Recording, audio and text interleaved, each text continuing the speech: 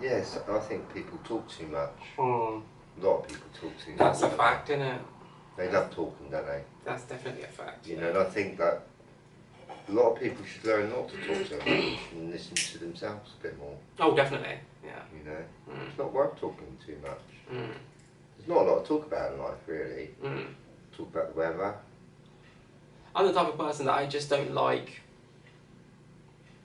It's not that I don't like, it's just I find it hard to have like surface level conversations sometimes. Don't get me wrong, I can do it, but it feels like very pretense when you do that. Like sometimes you might see, let's say, okay, you might see someone, say for example, yeah, and you might see them and you'd be like, oh, nice, you know, like just very like generic conversation, and I just find that hard sometimes. Like sometimes it doesn't feel genuine, if you see what I mean. You know, like with people, if you see what I mean. Sometimes they might see, like especially here in the UK, someone might not have seen you for a long time, and you might not have ever been really too close to that person anyway, or really spoken to them, or too much or whatever. They might be an old work colleague or something, and they might see you and be very like over the top, like very lovely to see you, and how are you? And it's like, you don't even have my phone number. You like, since I've stopped working there 2-3 years ago, we haven't spoken. Like, why are you being so like over the top? Kind of like you're happy to see me. Like to me, it's just quite false, if you see what I mean. And I find that hard sometimes, if you know what I mean, having to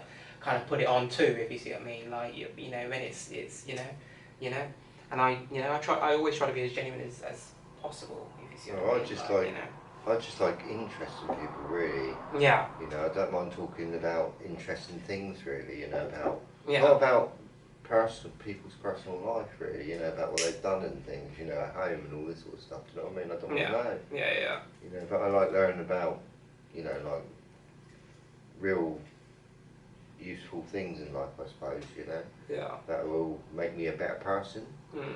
You know, but there is some interesting people to talk to out there. You know, I'm not saying that people sometimes talk too much about rubbish. Yeah, that's what I mean. That's what I mean. That me too. That's what I was trying to say. That's what I was trying to say too. Exactly. People talk too much sometimes just about the same old. Yeah, about and it's just like I can't stand it when they talk about their old stories. You know, things like that. You know, about too much. You know, do you know what I mean? Especially when you've heard it twice. When it's repeated. I don't mind hearing it once. Yeah. You know, twice about like your life or something. I talk about my life sometimes, you know, but it's to learn, you know, when I talk about it, I think, you know. But when we were talking about when you go to work in the workplace and people talk about rubbish sometimes, don't they? You know, and I think it's best to keep away from that, that's all. Yeah, me too. I stay out. Anytime people start talking about like other people and shit, like at work and stuff, I like stay quiet, and if I can exit the room, like I will, kind of thing. You know what I mean? I'll pretend like I've got something to do, or like whatever, something, whatever, if I need to go to the toilet, or something needs to be done, or someone's ringing, or whatever, like But wherever you work, you always find someone, don't you? Yeah. That likes chatting a lot. Yeah. You know. Trouble is, especially when I find, no disrespect to the ladies out there and the women, because we love you guys, unconditionally, But I find sometimes when you work in an environment that's female dominated, you get a lot of that. You get a lot of that, bitchiness. You know what I mean? They tend to bitch about each other a lot, if you see what I mean. Whereas I find it happens less amongst men, if you see what I mean. I find men generally, not all, because you do have men too that like to gossip and like to talk a lot too. They can't keep their mouth quiet, their mouth shut for anything. But generally speaking, I think men are more, just get on with the job kind of thing. You just get on with it. Keep themselves to themselves. We might talk, but it'd be general conversation. It's not going to be Yeah, but talking about relationships again, like so I've had a number of them, and when I can remember my first relationship I ever had when I was 16. Yeah. And I went out with this girl for about 2 years, and we got engaged. Do you know what I mean? Wherever, but that was my first relationship, and I felt like I wasn't very experienced then. Do you know what I mean? just didn't have really a clue about nothing, you know. Yeah, yeah. And you only start getting into a relationship, I think, as you get older as well, you know, do you know what I mean? As you get more mature. Oh, definitely. Yeah. If you see what I mean in life, you know. Mm. And now I sort of like look back, you know, and I've improved, you know. If the last girlfriend I had, you know, it was a better relationship than the one before, if you see what I mean. You know, I think. But every relationship's a little bit different. You know, every girl's different, I think, you know, a little bit, you know, so, you know, in personality and what they like, whether they can cook or not. Yeah. You know, and all kinds of things really, you know. Mm. Whether they like, you know, like being kissed on the neck or not, you know. You know, they've all got different spots as well, do you know what I mean? And they all like being touched in different ways, or I like different things. Or they like different things, you know. Yeah. Whatever, you know. We all like different things, don't we? In a funny way. It's getting to know the person that you're with, you know. Yeah. That's what it is. Getting to learn, you know. Because sometimes you might have instant chemistry with some people, and sometimes you might have chemistry, but it takes time over time to things to be top notch, if you see what I mean. Instead of, you know. Yeah, sometimes it's just getting to know what the other person likes, you know, and kind of, you know, sometimes that takes time too. It's not always straight away, you know. So, yeah, you know. I think all in all, I think I've had about maybe 12 relationships, you know. And it's... I had a lot of no strings attached relationships when I was young, with quite a lot of women, but as I say, in terms of like serious relationships, I was going to say I've probably only had maybe 4, including my wife. Like, I mean, like talking like a relationship, like serious relationship, if you see what I mean.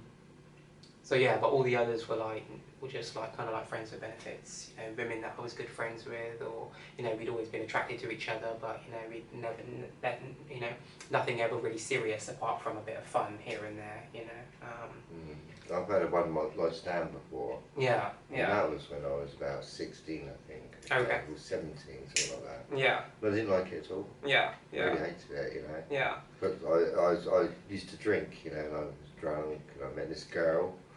And I can remember talking to her in the pub, whatever, yeah. Yeah. And then I can remember going home with her, right, because she couldn't get in her house, you know. So you know, I had to take her back to my house. Yeah. And so I had to sneak her in, actually, yeah. Okay.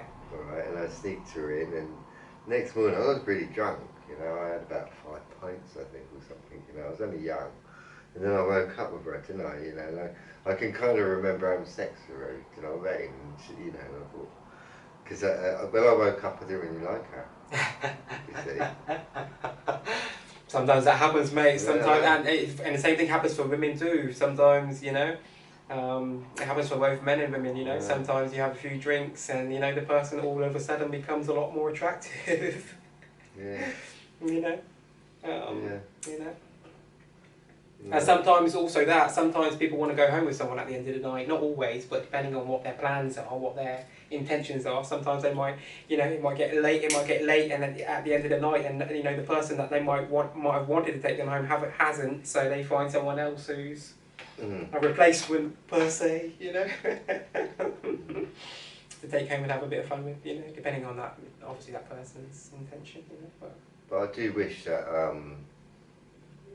I understood women a bit earlier in life. Do you understand me? Yeah. You know, I was just sort of like one of those men, yeah, that didn't really know anything, Yeah. you know, about women, really. Yeah. You know, I never had a sister or anything, do you know what I mean? And anyway, I sort of like, used to sort of like think that sort of getting in bed, having sex, you know, me having a good time, and I didn't realise they had orgasms for once, you know what I mean? Well, you know, that's how stupid I was when I was that young. You know, and I've learned that you know, women have orgasms now, do you know what I mean? You know? So, you know, I didn't really know much about sex, you know, when I first started sex, if you see what I mean, you know? And I don't feel like the teachers taught me, or no one taught me really, if you see what I mean. I mean, they could have done because I didn't know, if you see what I mean. I mean, I did know some things, but Yeah. you know, I was intelligent in my own way. Yeah. But I wasn't very intelligent, I suppose, with women and sex. If you see what I mean. Yeah. I was just like a wild fox or something, you know, like a wild animal in a kind of way, you know. Yeah.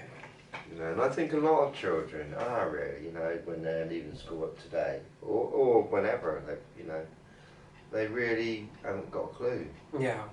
You know, they like learning for themselves for one, don't they, children? You know, Well, that kind of thing. In a like way, you have to anyway. In a way, Sex. you have to anyway, because obviously, you know, when you first start having sex, it's like you might have a bit of knowledge. Like you might have, you know, you might have had a bit of knowledge from something. You know, you might have watched something online or seen something online or whatever the case may be. You know, you might have talked with one of your boys who's already had sex or something. Like you know, as you do when you're young. Sometimes you and your mates, you'd be like, oh.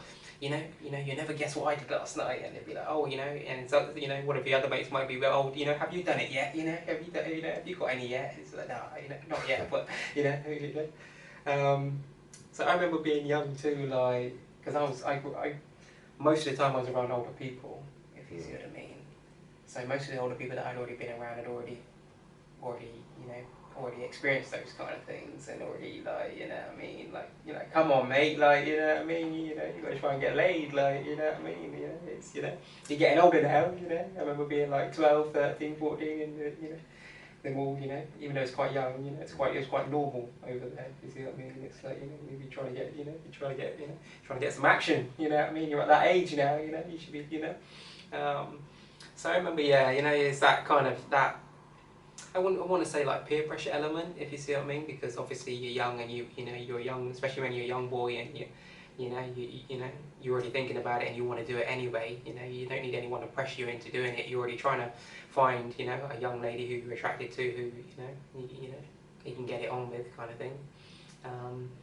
But yeah, you know, sometimes that comes into it a little bit when you're younger too, you know, especially when you got, you know, you're around your mates and stuff, and it's like, you know, it's a little bit competitive kind of thing, you know what I mean, especially when you first started, you know, you're all young and you've all started doing it, it's like, oh yeah, I slept with 2 birds, and it'd be like, someone else might reply, oh no, I've had 4, like, you know what I mean, like, you know how it is, especially when you're young, you know, you're with your mates and you're talking shit, and it's, you know, it's kind of like that, kind of like locker room talk, I guess they would kind of say, per se, you know, that competitive male, you know, thing within us, you know, being young and silly and a bit immature, you know. But yeah. Well, I've gone for a number of years with different relationships, whatever, you know. And I'm sort of thinking right now, you know, I'm sort of 57, and I wish the clock could be reversed now, you know, and I could go slowly back in time, you know. And I know I'd look forward to getting married again, you know, like, you know. Starting afresh. You know, going backwards in time, you know, and I go. I start having sex again, you know, Yeah. if you see what I mean. Yeah. It'd be great. You know. Yeah. You know, if you could do that, if you could reverse time. Yeah. That'd be good. Yeah. Well, mate, no one's done it yet, I don't think, you know. No. I don't think they can do either. And not only that, but I don't think you're not supposed to alter the past either, I don't think, in a way, if you see what I mean. The decisions and choices that you've already made have already done and opened other doors and had an effect on other things within your life. That's just it, isn't it? Whatever has happened in the past, it's happened and it's caused that whatever it is that happened, whether it be a big thing within your life that's happened, it then set off a chain reaction for other things to happen over time, to happen within your life too. So it's, you know, it's evolution in a way, if you see what I mean. Yeah. Like you can't change individual evolution, you know. You can't change the past, all right, but you can reflect on it, I think, and change yourself, can't you? You know, and make sure it doesn't happen again in a funny way, you know, or, you know. Yeah. But it's very difficult I think it's very difficult actually, you know, because I mean, even as I say, I was married for a number of years, and I was trying week after week, day after day, do you know what I mean? I was trying my hardest, do you know what I mean? And at the end of the day, it didn't work out in a kind of way, do you know what I mean? And she met somebody else, if you see what I mean, you know? So even me working my hardest and trying every day my hardest, you know, still failed, you know, do you know what I mean? And I'm not saying you know, we had a lovely relationship, you know, at the beginning, you know, but it just ended up like that, you know, like she just met somebody else. Do you know what I mean? And I don't know, I might have been working too hard, doing too many hours, if you see what I mean. Yeah. And not really paying attention to her needs, you know, and whatever, you know. So, you know, relationships very difficult, you know, to get it right. Oh, definitely, yeah. You know, It's I mean, definitely a balancing act, that's for sure. today I'm glad it's happened. Do you know what I mean? I'm glad that, you know, I'm not tied down. Do you know what I mean? Well, the thing is, it's hard work. When you're in, that's what people don't understand. You're trying to fulfill and make someone else happy, if you see what I mean. Like, you're both trying to do that. That's the goal anyway. You're both supposed to be trying to, as a couple, make each other happy. You know, you've got to be happy within yourself, of course, but you're obviously trying to make each other happy as well.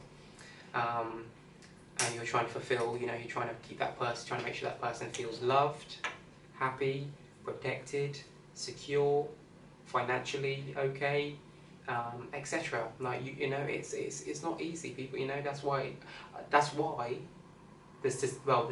statistics show that out of 100% of marriages, 60% end in divorce. If you see what I mean, because you know it's hard. People struggle, you know, and nothing's perfect. You know, everyone's a individual human being, and when two become one, it's not easy. You know, you're both trying to live for each other. Especially in the system that we're living in as especially well. today, especially in today's world, yeah, definitely. That plays a big factor. It does, you know. I mean, I think more people will get married if you know, they got more money for doing it and things, you know, do you know what I mean? But they don't. It's more, you know, it's difficult, isn't it? You know? Yeah. You know, I think I think maybe don't get me wrong, I think marriage might still exist in 50 to 100 years time from now. But I think a lot of the younger generation, mate, especially men, are coming up with the mindset of they're not getting married. If you see what I mean. They're quite happy. They might be able to find a woman who they want to spend the rest of their life with, and vice versa, but they're not making it. They don't want to get married. If you see what I mean. Well, I think it's getting rare. You know, and I think that's becoming more, like you said, more common. You know, where people are adopting that kind of mindset. People don't want to get married anymore. People are realizing there's so much legal implications, etc., that are involved in marriage, and business implications too, depending on both of your financial situation. You know, so you know, I think sometimes people don't always know what they're getting themselves into, and I think for that reason, a lot of people are choosing to say, you know, I'm quite happy to be in a long-term relationship and potentially spend my life with you, but I'm not looking to make it official in a legal way whatsoever, if you see what I mean, you know. And women too, there are some women out there that think like that too today, I think, you know, that have that mindset too. You know, they're quite independent, strong independent women making a lot of money, you know, they're just looking for someone to, you know, hold them down kind of thing, and look after them and, you know, treat them right, you know. Well, when my ex-wife wanted me to marry her, I really didn't have a clue, really, you know, about. I did know what marriage was a little bit, but you know, you can only sort of like know what it is, I think, when you experience it. Really, you know, day after day, day after day after day after day. Do you know what I mean? Well, so I was married for 8 years. Yeah. You know, I think I was with her 5 years before that, before we got married. Do you know what I mean? My son was actually 3 years old, I think, actually 4 years old when we were getting married, if you see what I mean. Yeah. You know, and so we were quite close, do you know what I mean? You know, and we were close before we got married, if you see what I mean. And I would say, actually, me getting married to her actually ruined it. Ruined the whole relationship. Yeah. It really did. What, you felt it kind of went downhill from that point? Yeah, well, definitely, yeah. As soon as I got married to her, she didn't like being tied down. Okay, yeah. She hated it, alright? So, you know, sometimes you think, you know, because I used to sort of think, like, getting married was doing the right thing for your children, for God and everyone else, whatever, you know. Yeah, of course. Yeah. You know, and it wasn't. It really wasn't. It went completely against me. Completely opposite. So I really do regret spending a lot of money on a wedding dress or whatever and getting married. You know, and getting a cake and all this sort of stuff. You know what I mean? It's all a lot of nonsense to me now. Yeah. You know, and I think like it just come back to me, and you know, me getting married to her just like ruined my whole family. Yeah. Basically. Yeah. Children as well. Yeah. You know, it smashed it to pieces, you know. It gave her a weapon, I'm going to divorce you now. Yeah. Yeah. Do you know what I mean? She wouldn't be able to do that, you know, do you know what I mean? If I was just going out, you know, we didn't get married. Simply. Yeah. You know, but what it, you know, like I say, what is. Yeah. What happened, happened.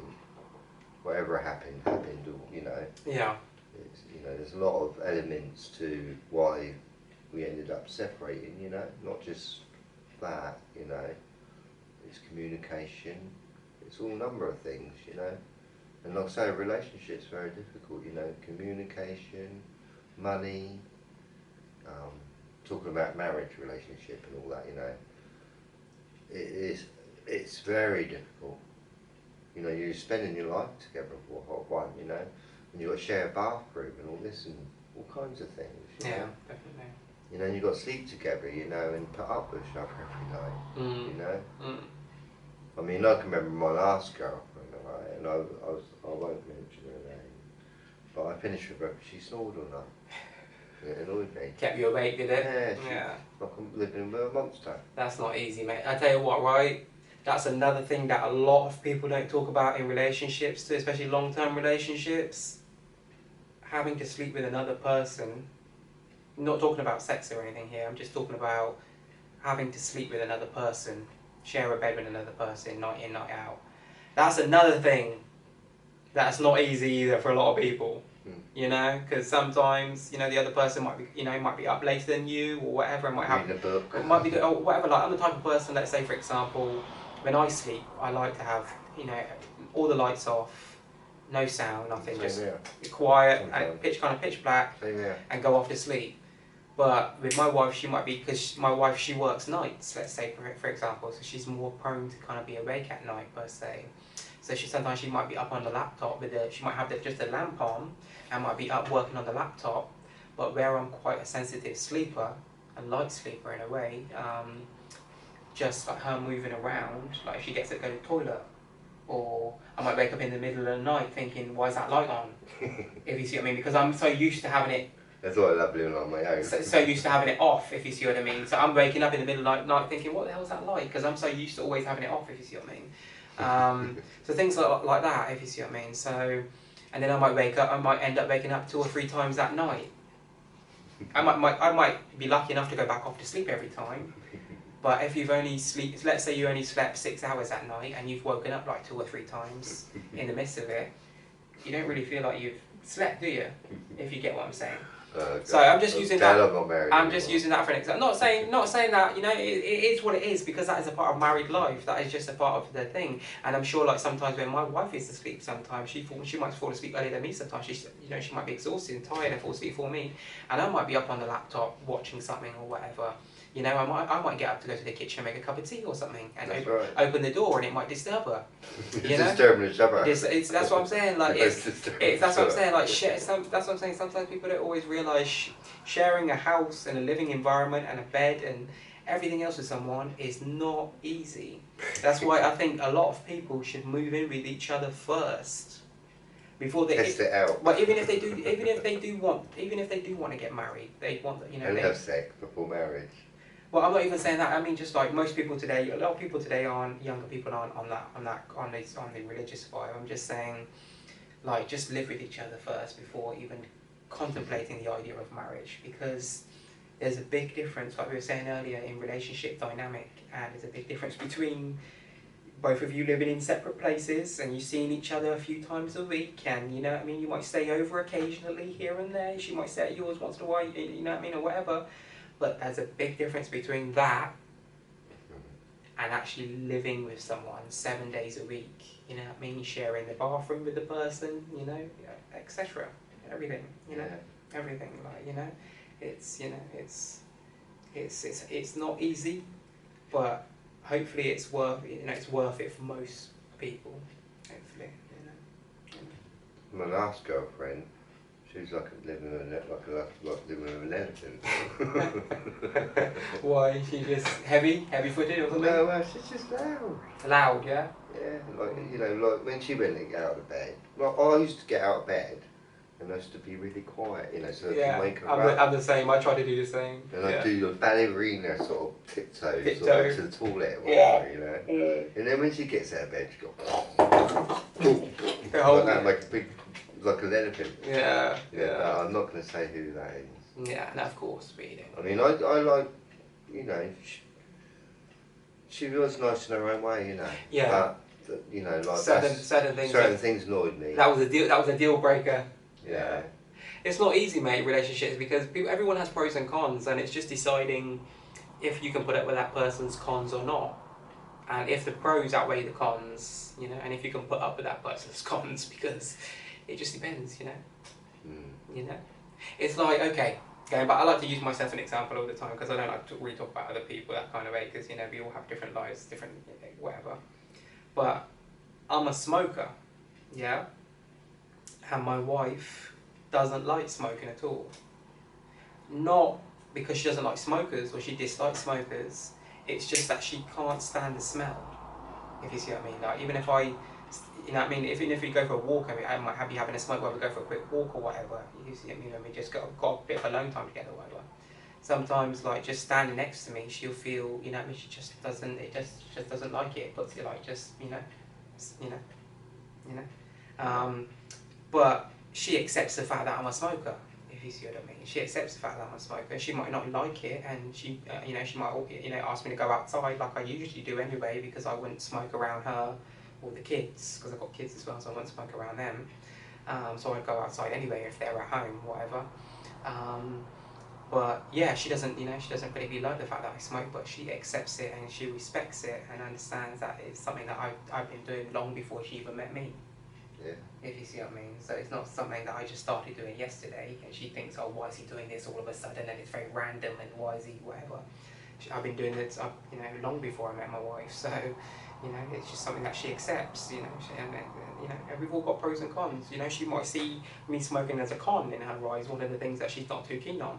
But there's probably a lot of other pros, hopefully, that outweigh, you know, the cons that I might have, if you see what I mean, and, you know, etc. You know, and vice versa, you know, because no one's perfect, you know.